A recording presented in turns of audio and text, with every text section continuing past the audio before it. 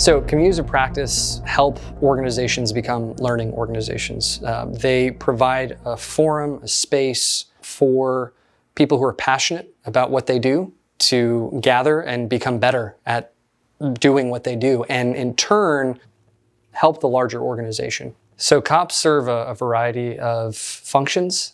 For their members, they can help them improve their practice. COPs are a great place to share problems, share successes, share resources, bounce ideas off of people. They're excellent ways for organizations to become learning organizations. COPs are typically bottom-up phenomena or top-down. I think some of the most successful COPs are those that spring up organically but have top cover. They've got sponsorship or some sort of support from the leadership of the larger organization within which the COP exists. Communities of practice consist of volunteers, people who want to be part of the organization. There's a lot of peer-to-peer learning going on. There's a lot of sharing of resources. There is a lot of back and forth. It's interactive. Communities of practice are communities. They are devoted to helping its members improve in whatever domain or knowledge area or practice that they're focused on. There is a practice aspect. So they're a doing organization. They're created in order to capitalize on an opportunity, to solve a problem, to do something.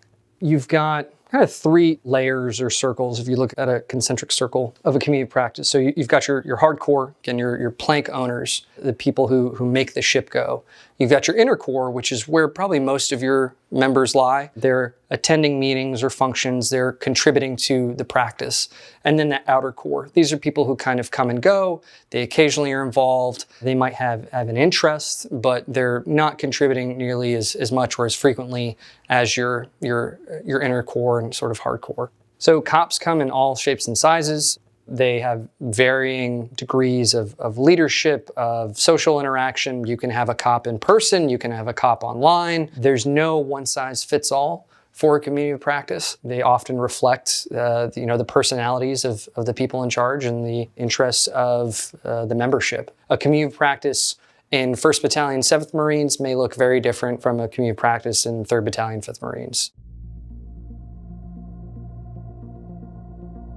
When we talk about barriers to entry for a community of practice, let's use an infantry battalion. Let's say all of your rifle squad leaders get together. Barrier to entry to their community of practice would be, you got to be a squad leader, or maybe you have to be a sergeant, but there's something that separates you from everybody else. It's a prerequisite of sorts, and this is something that I think helps delineate the community of practice from the larger organization.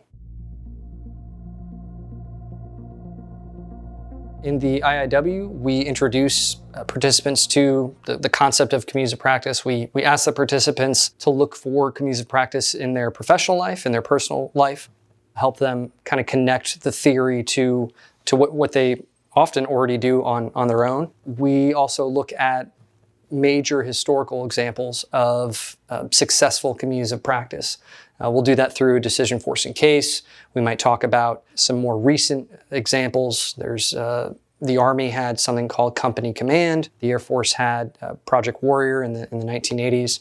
And we'll try to convey to the participants and get them to see just how powerful, how beneficial a community of practice can be, not only to the development of the members, but to the larger organization. We welcome participants to join the IIW Community of Practice.